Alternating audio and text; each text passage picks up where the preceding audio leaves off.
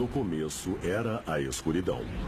E então, Bang, dando à luz a uma infinita existência em expansão de tempo, espaço e matéria. Todos os dias novas descobertas estão revelando segredos misteriosos, magníficos, mortais, de um lugar que chamamos de universo. Enquanto tentam decifrar os mistérios do universo, os cientistas chegam a uma espantosa conclusão. Para entender o grande espaço, eles precisam estudar o espaço pequeno, a matéria microscópica que forma a base de tudo o que vemos. Mas ao encolher bilhões de vezes até o nível de átomos e partículas subatômicas, entramos num mundo estranho e inexplorado. Quando descemos ao mundo microscópico, nós vemos que é realmente estranho. Chega a ser bizarro e inacreditável. A matéria desse universo é muito menor do que tudo que podemos ver com um microscópio, mas contém a chave para o cosmos.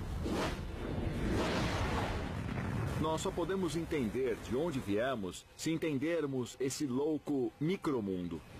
Então vamos partir para uma viagem fantástica por esse mundo inexplorado, conhecido como universo microscópico.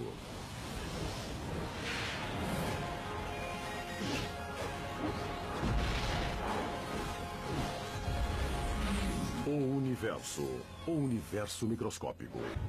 De fato, o experimento mais famoso na física quântica mostra como um objeto pode estar em dois lugares ao mesmo tempo.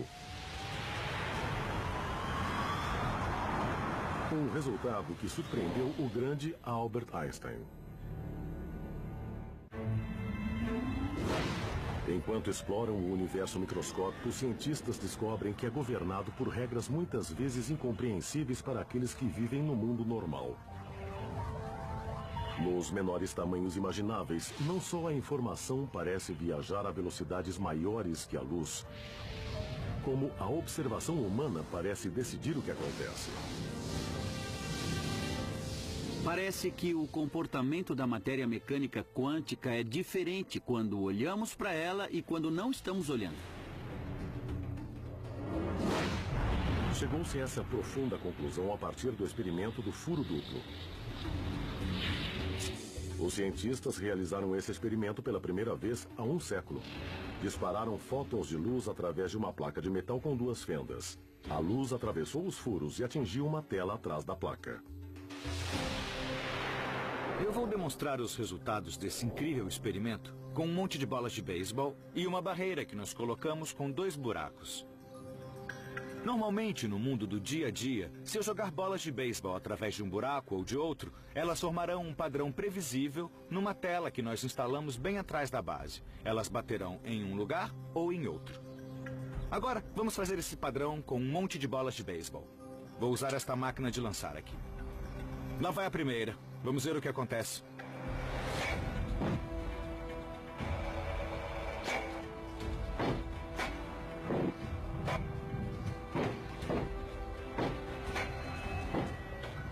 Nós podemos observar que as bolas bateram na tela em 2 montes distintos.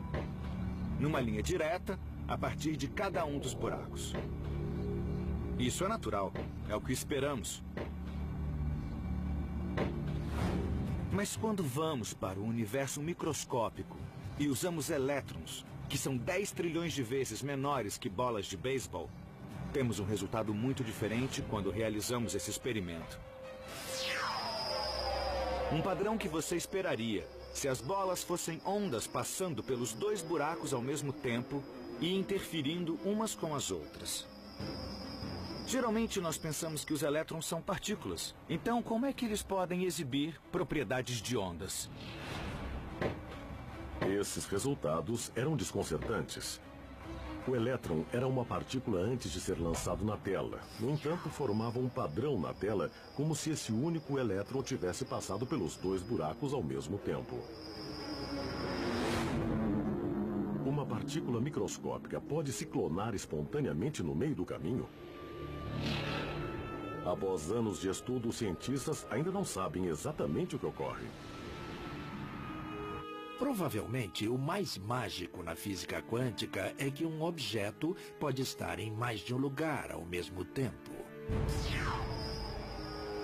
Na verdade, pode sentir as duas fendas e passar por elas e pela mecânica quântica, sentir a estrutura das duas fendas no experimento.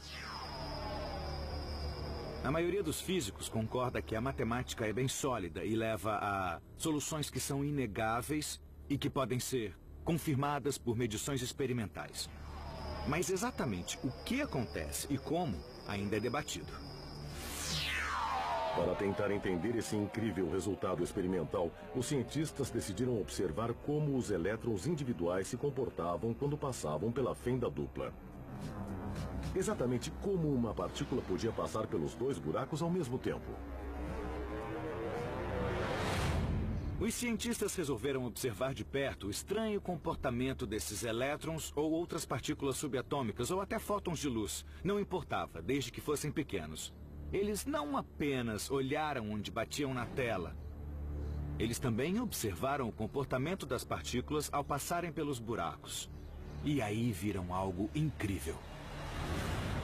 Quando os cientistas estavam observando os buracos, os elétrons se comportavam como partículas e formavam um padrão igual ao das bolas de beisebol na tela. Mas quando os cientistas não estavam observando, os elétrons se comportavam como ondas. Formavam um padrão parecido com o padrão de interferência produzido por ondas numa tela. É muito estranho. O que você vê depende de você estar olhando ou não. Se estiver olhando, você vê o comportamento de partícula, como as bolas de beisebol. Se não estiver olhando, você vê um comportamento de onda. Mas não os dois ao mesmo tempo. Isso era nada menos que assombroso.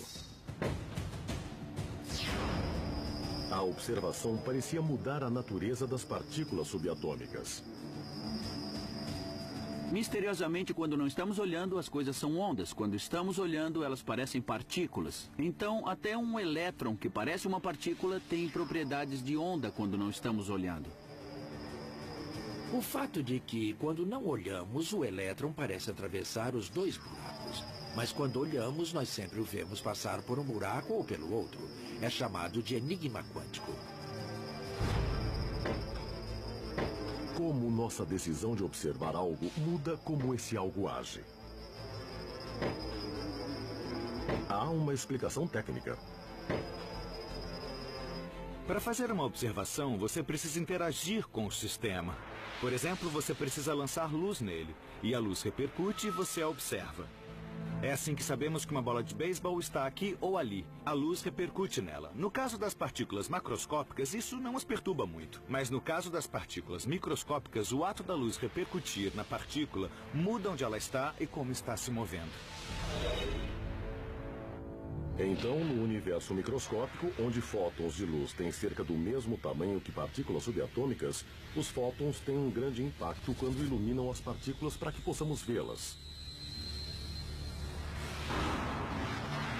Mas isso não responde à pergunta por que a luz simplesmente não muda a direção das partículas subatômicas. Por que a observação de fato muda a natureza do que está sendo observado? A resposta curta é não sabemos. Esse é o mistério fundamental da mecânica quântica, a razão que torna a mecânica quântica difícil. Misteriosamente, quando olhamos as coisas, vemos partículas. E quando não olhamos, as coisas são ondas. É algo que nós cientistas temos discutido apaixonadamente durante quase 100 anos e ainda não há consenso. Quando foram divulgados, há um século, esses resultados perturbaram a mente mais brilhante da ciência. Einstein disse: "Eu não acredito na física quântica porque acredito que a Lua está lá mesmo quando não estou olhando para ela." Einstein se referia, é claro, às implicações da teoria de que a Lua não está em nenhum lugar até ser observada. No entanto, as paradoxais conclusões do experimento da fenda dupla vão além.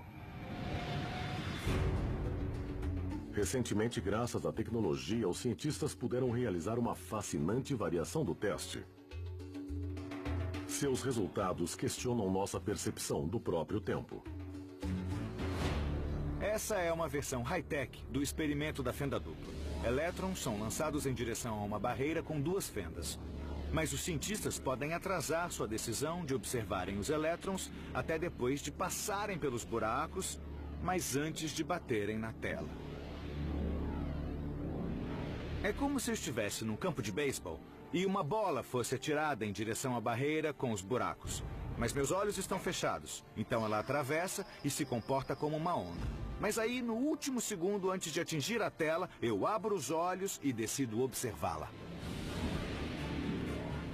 Nesse momento, os elétrons, em essência, tornam-se partículas. E aparentemente sempre foram partículas desde que saíram do canhão de elétrons. Então é como se eles voltassem no tempo antes de passarem pelos buracos e decidissem passar por um ou por outro. Não pelos dois, como fariam se estivessem se comportando como ondas. Isso é loucura. Esse é o enigma. O que nossa escolha do que experimentar fazer determina o estado anterior do elétron. De um jeito ou de outro, nós tivemos uma influência nele, o que parece viagem no tempo. Os cientistas estão apenas começando a entender o que esses mistérios microscópicos significam para a viagem no tempo e a mudança do passado em nosso dia a dia. Mas uma coisa é clara. As regras que governam esse mundo subatômico indicam um universo que é tão misterioso quanto a ficção científica. De fato, a física quântica pode sugerir que a realidade é simplesmente um fruto da nossa imaginação.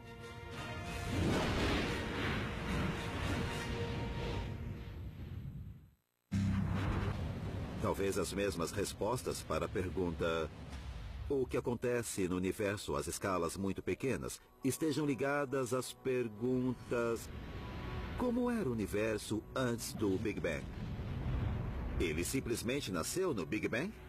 Ou havia algo diferente que então se tornou o universo que conhecemos no Big Bang? Não temos respostas para todas essas perguntas, mas estão todas ligadas à questão do que ocorre na escala de Planck. Você pode pensar que essas minúsculas coisas da escala de Planck não têm nada a ver conosco, que somos bem maiores, mas tem tudo a ver, são as nossas origens. Todo o nosso universo, se olharmos para trás, teria sido menor que o comprimento de Planck. Seja o que for que exista nas menores escalas do mundo subatômico e seja como for que se comportem, os cientistas dizem que precisam entender esse mundo antes que possam compreender o cosmos acima, o comportamento humano e o que pode ter existido antes do Big Bang. É uma formidável quantidade de informações inserida num espaço inacreditavelmente pequeno. O universo microscópico.